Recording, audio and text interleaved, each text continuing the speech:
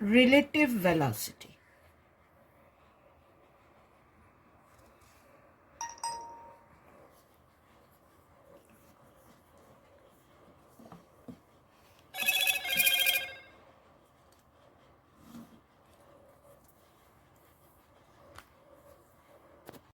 Now suppose we have two frames.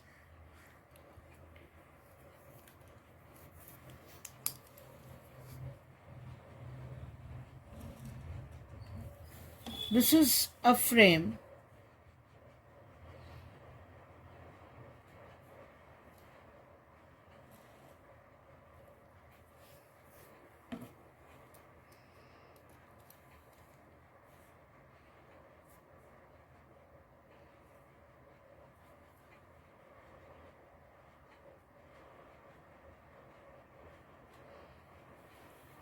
which is at rest. This frame is at rest, and I have another frame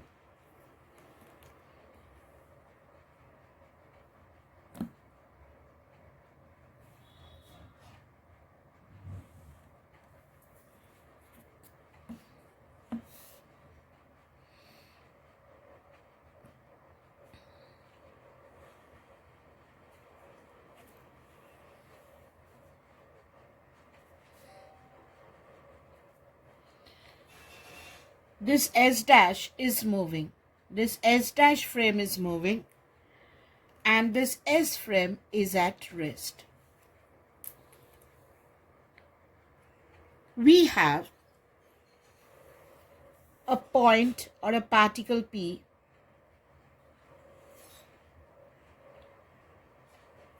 here. Now, position vector of the particle P from the system which is at rest is this one.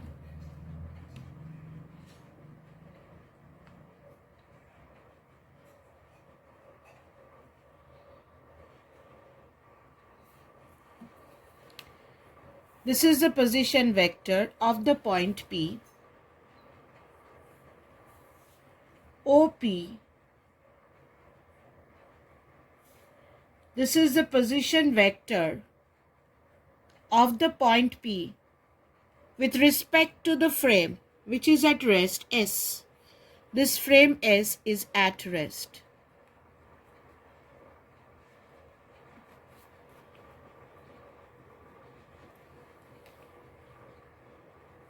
Now, position vector of this particle from this point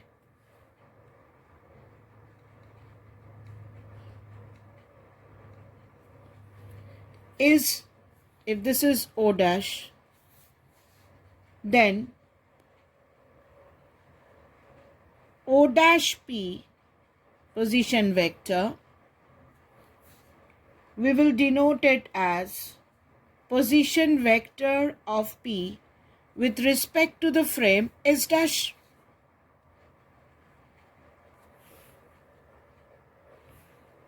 And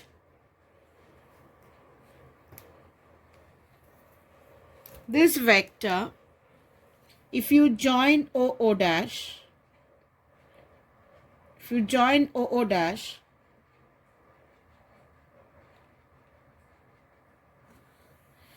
then this vector tells us how the position of S dash is changing with the S frame. So this vector OO dash can be written as position vector of the frame S dash with respect to S.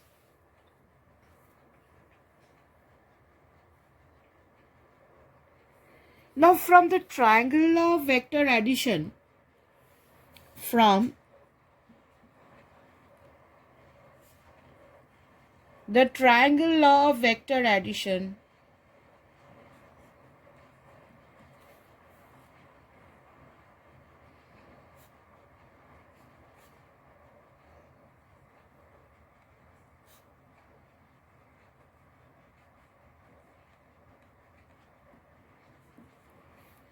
we can say OP vector is equal to O dash P vector plus O dash vector. So this can be written as OP vector is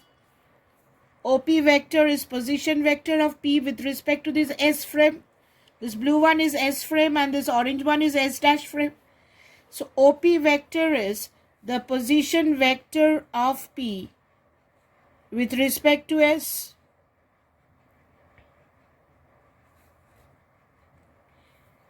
O dash P is the position vector of P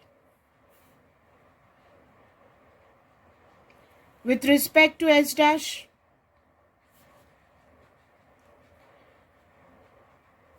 And what is O dash? O dash is the position vector of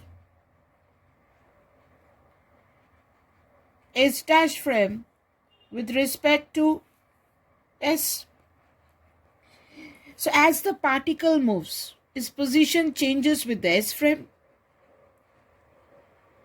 and also with S dash. And if S dash moves, then overall relative, this frame is at rest. S dash is moving and P is moving. So you can get the position vectors, how it changes from this triangle now. Now if we differentiate with respect to time, then what we have? ddt of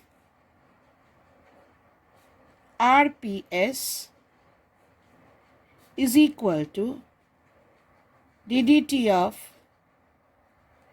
RPS dash plus ddt of RS dash S.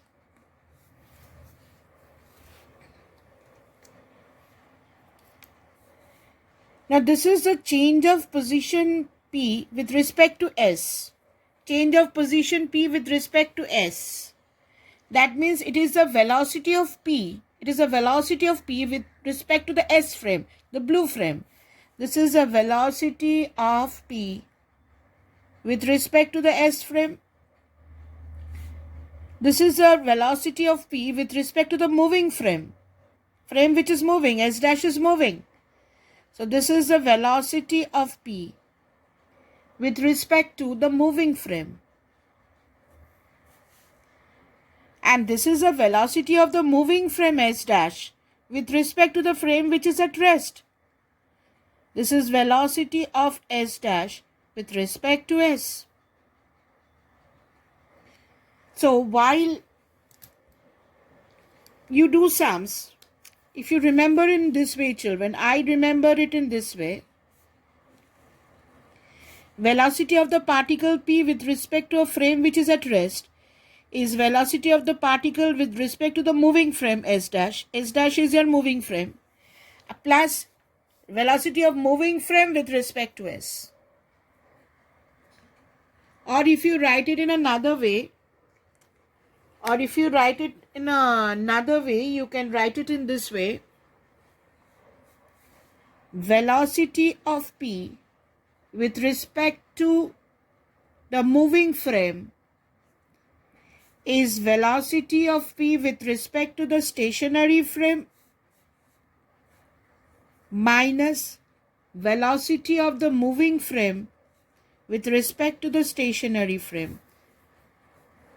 This is equal to this minus this. That means if you know the velocity of the particle,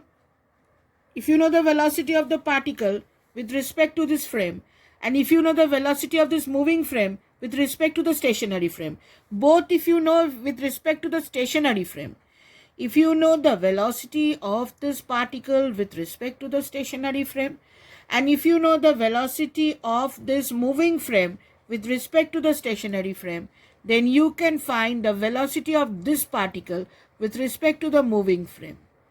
For example, this is a train is moving. and you are in the train, you are running in the train in the train compartments. The ground is at rest.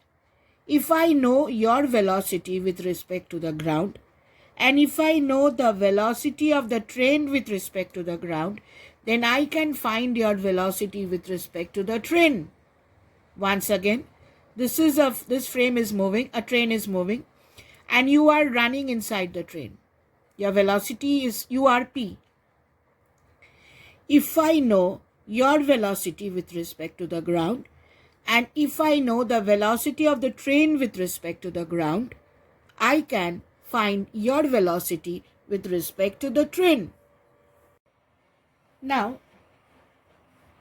how do you do this? Say,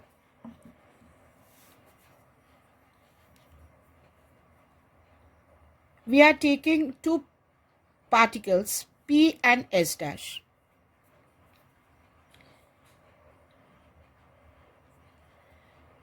This is the velocity of P. I am only writing velocity of P because both are respect to the ground. And say this is the velocity of S dash.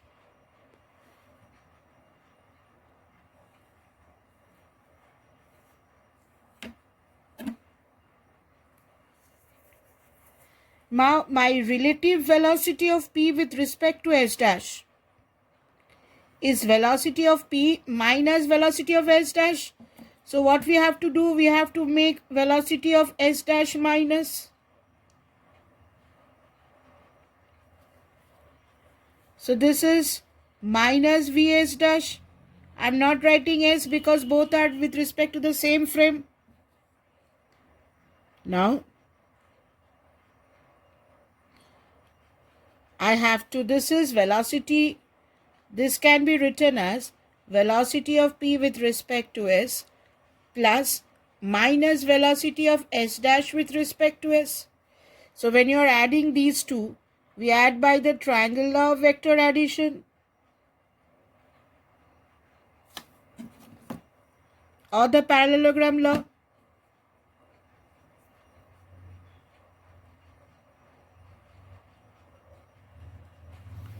So this is my resultant. This is the relative velocity. This is the relative velocity of P with respect to S dash. Now if this angle is theta, then this angle is 180 minus theta. As you have done the resultant, you can do it in this way, that resultant square is Vp square plus Vs dash square plus twice Vp Vs dash cos of 180 degree minus theta. So you can write this as Vp square plus Vs dash square minus twice Vp Vs dash cos theta, because cos 180 minus theta is minus cos theta. If you find difficulty in doing this way, you can think this in another way. Say particle P is moving and S dash is moving. Now it is very difficult to tell what is the velocity of P with respect to S dash. Do one thing. Bring S dash to a state of rest. Give it an equal and opposite velocity and say Vs dash comes to rest. Now when you add something to one side of the equation, you have to add that to the other side of the equation also. So you have added this to bring Vs dash to a state of rest, equal and opposite velocity. Now S dash is standing over here. But then you have to add this with Vp also. And how do you add this with Vp? This way, parallelogram law. So that's what we have done. So whenever you want to find the relative velocity of a particle with another particle, bring one of the particle to a state of rest by giving it an equal and opposite velocity, and then add the same velocity with that particle. So you get the relative velocity of one particle with respect to the other. Now let us discuss some questions on this.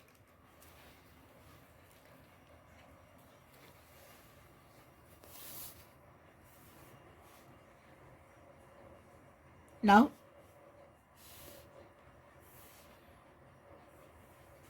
a river flows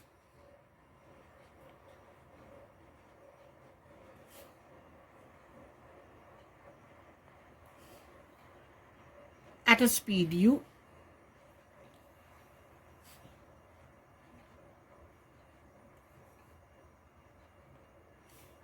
and its width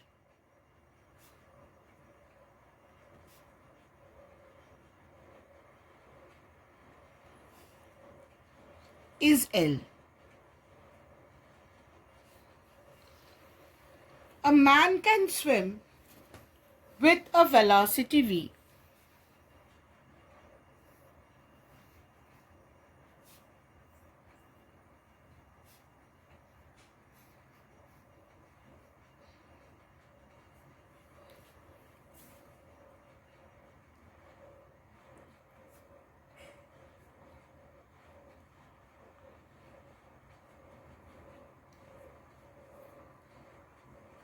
In still water.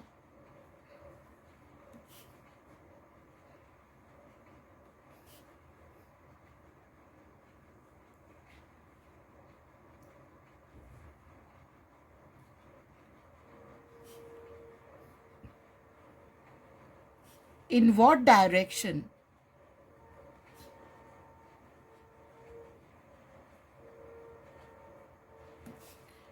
should he swim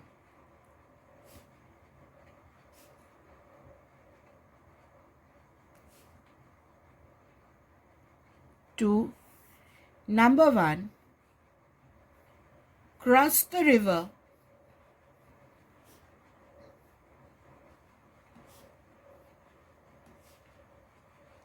in the shortest time,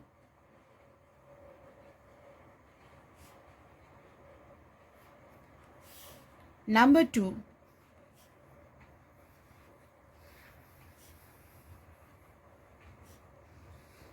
cross the river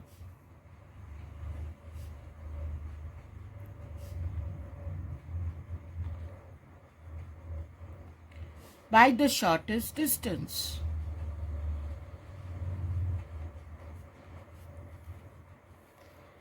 So here there are two cases. The cases are not same. You want to cross the river by the shortest time and by the shortest distance.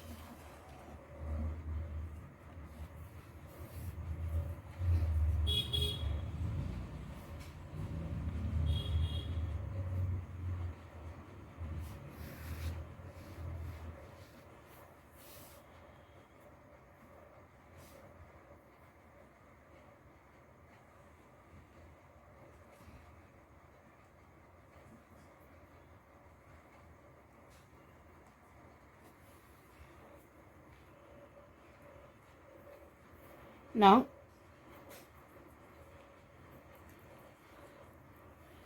see, this is the river.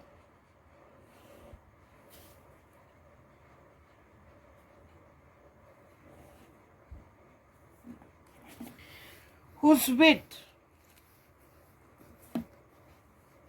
is L.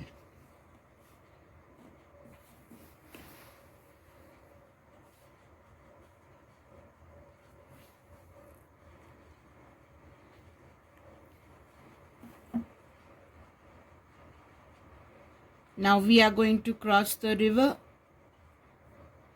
by the shortest time and by the shortest distance.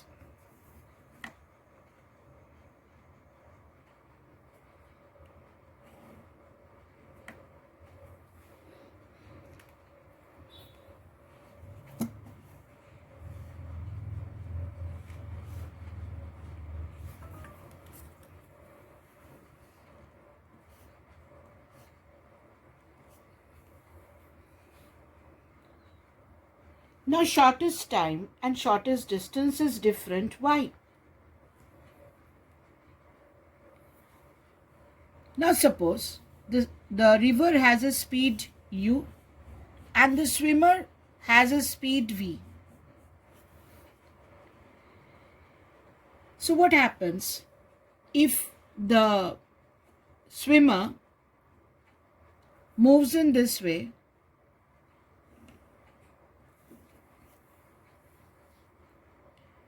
with a speed v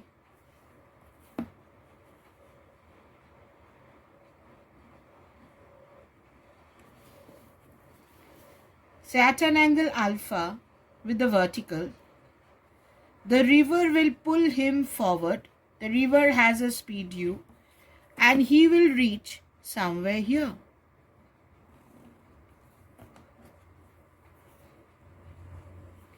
The swimmer swims in this way. This is a swimmer.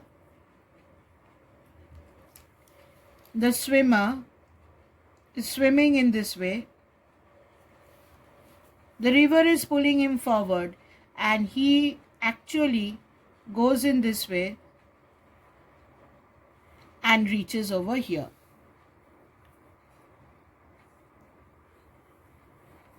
Now, if V can be broken into two components, this component is V cos alpha and this component is V sin alpha.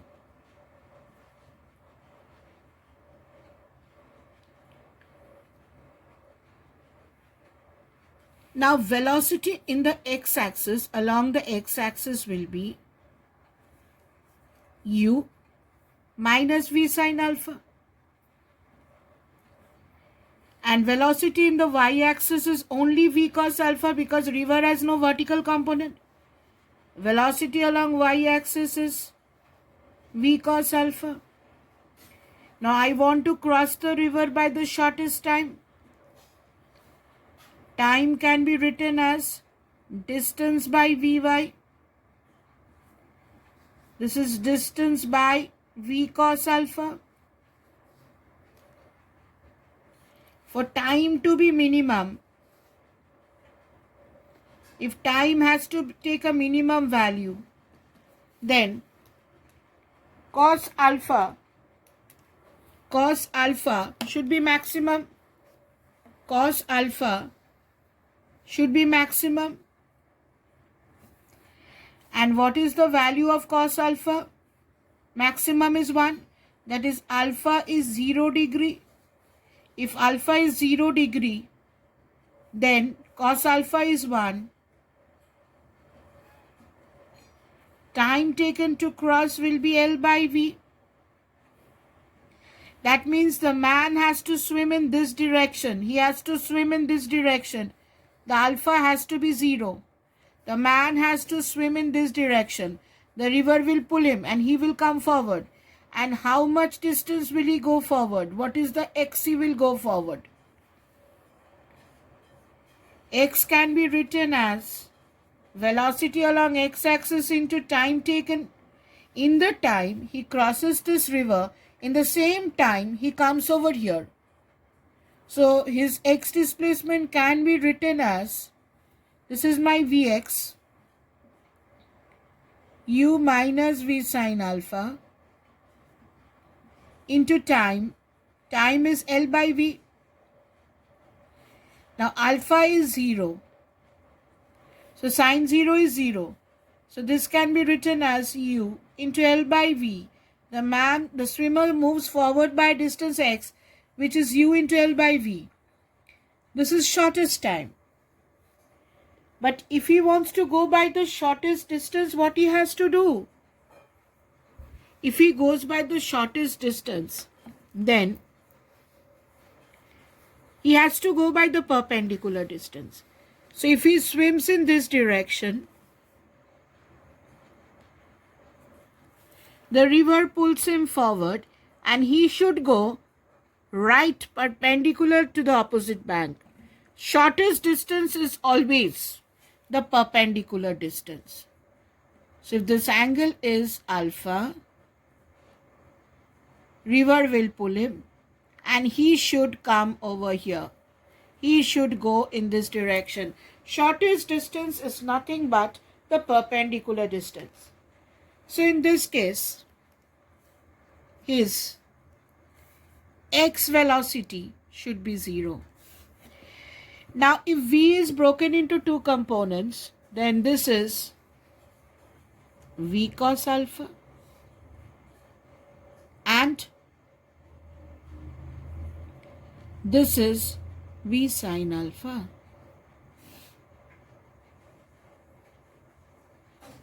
Now x velocity is u minus v sin alpha, which should be equal to 0. There should not be any x velocity because he has to move from here to here directly. So x velocity should be 0. So what is sin alpha? Sin alpha is u by v. He has to go along this direction. There should not be any x displacement. So sin alpha should be u by v. And in what time should he cross? Time is distance by v cos alpha. Because in this direction the velocity is v cos alpha. Cos alpha can be written as root over of 1 minus sin square alpha. Put the value of sin alpha over here. L by v root over of 1 minus u square by v square. This is equal to L by v root over of v square minus u square by v square. 1 v cancels. This is L divided by root over of v square minus u square. This is the time he has to go to cross the river by the shortest distance. Now let us take another sum. Say you have two ships. You have two ships which are 20 kilometers apart.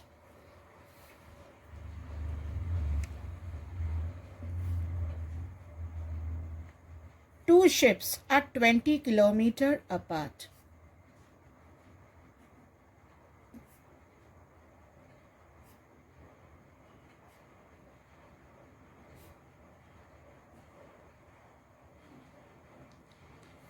On a line running south to north.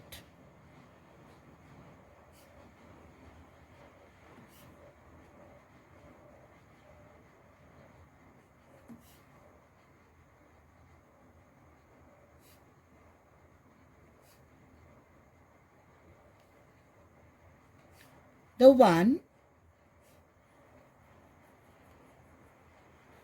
farther north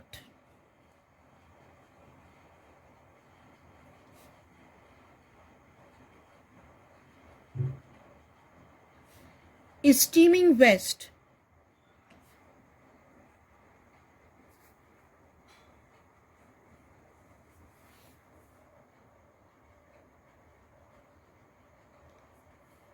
at 30 kilometers per hour.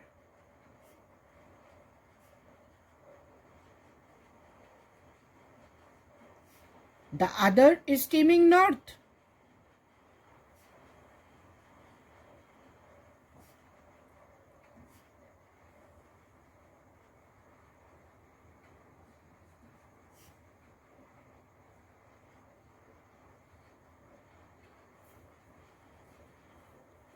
At 40 kilometers per hour.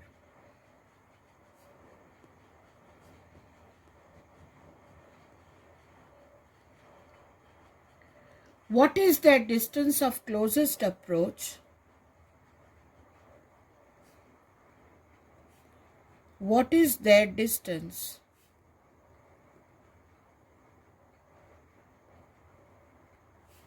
of closest approach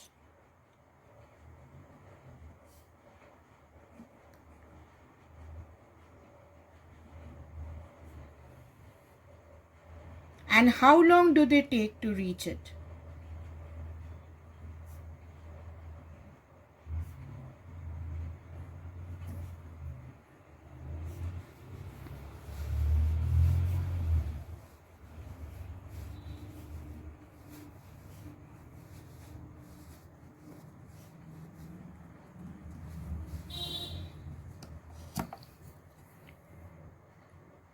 Now, the question is like this.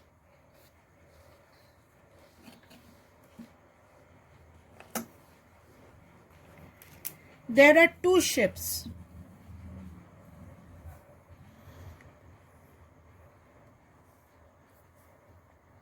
Which are 20 kilometers apart. Say this is a ship and this is a ship, and they are 20 kilometers apart in the north-south direction.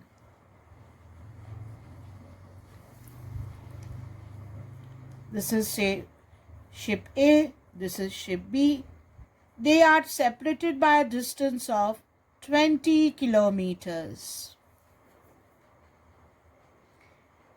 Now the one further north is steaming west. The one further north is going in the west direction. Is going in the west direction. Is going in the west direction with a speed of 30 kilometers per hour. And the ship A, the other is steaming north at 40 kilometers per hour. So this is steaming north at 40 kilometers per hour. What is the distance of closest approach? Now, we are going to bring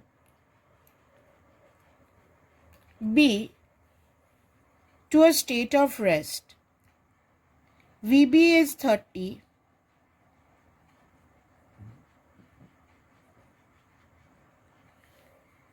Bring B to a state of rest by giving it an equal and opposite velocity in the opposite direction. That's what we said we are going to do. We are going to give an equal and opposite velocity and bring one to a state of rest.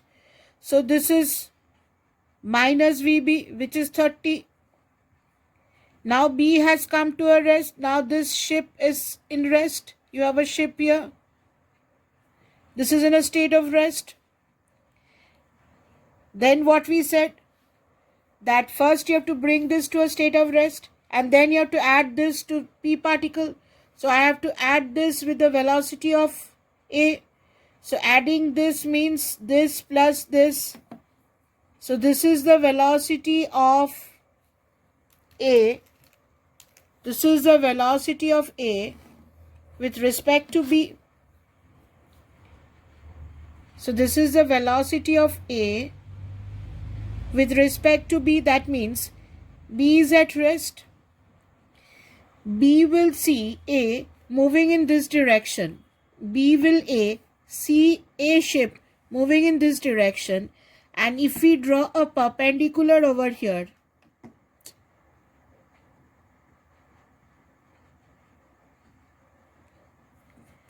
if we draw a perpendicular over here 90 degree, when the ship B comes over here,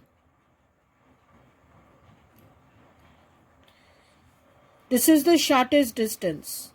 This is the closest distance of approach. Now the sum has changed.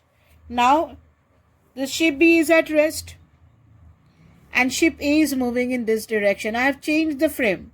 I have brought B to a state of rest and I have added this velocity with A. This is velocity of A. So what is this velocity? This is 40, this is 30. So this is root over of, this is 30. So this is root over of 30 square plus 40 square. So now this is 50 kilometers per hour. This is the speed which A is seeing B moving if it is at rest. Now what is this angle? let me take this angle as alpha. Tan alpha is perpendicular by base. This is 40 and this is 30. So it is perpendicular by base. So alpha comes out to be 53.13 degree. Tan alpha is perpendicular. Now remember, when you're doing angle, if you're taking velocity over here, this should be velocity. It should be a ratio of the velocities. And if you're taking distance, then this should be distance. Now if this angle is alpha and this angle as beta, this angle is 90 degree. So what is beta? Beta is 90 degree minus alpha. So that is equal to 90 degree minus 53.13. So that is 36.87 degree. This is my beta. Now I have to find the distance of closest approach. My distance of closest approach is this distance x.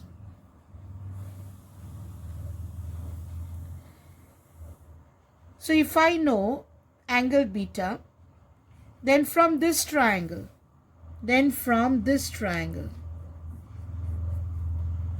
take this triangle, then you can write sine beta is perpendicular by hypotenuse. Now you want the distance, so I have to take the distance over here. Distance is 20. Now beta is 36.87. So sine 36.87 is equal to x by 20. So x is equal to 20 into sine 36.87. This comes out to be 12 kilometers. Your closest distance of approach is 12 kilometers. Now you have to find the time also, the time taken to reach over there. Now how do you find the time? How do you find the time? To find the time, you have to find this distance y.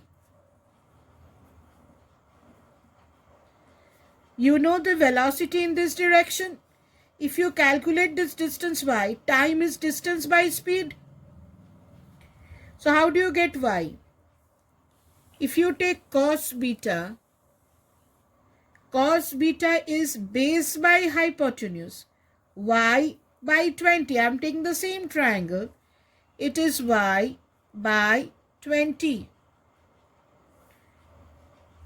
Now beta is 36.87.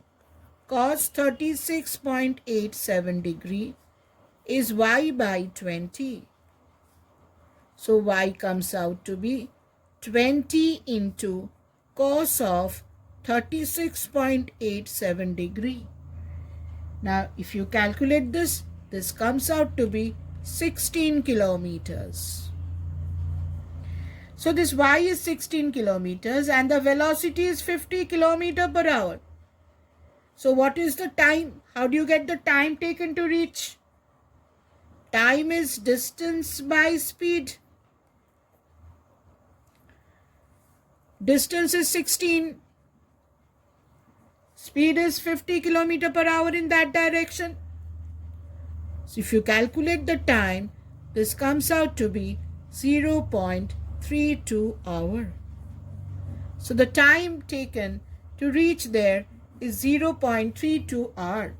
So once again, if we come to the sum, there was a ship A and B. There was a ship here and a ship there.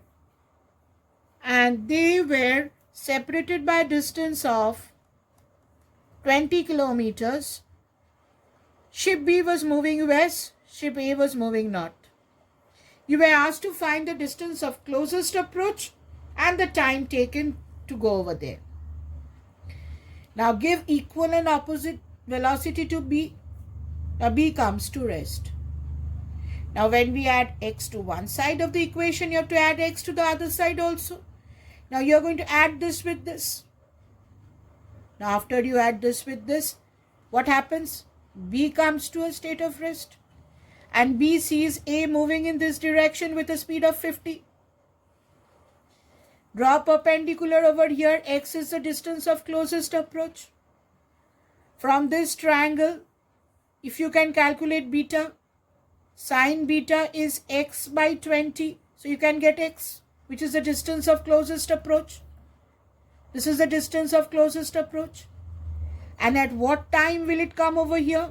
Find out y. From cos beta, find out y. From cos beta, find out y.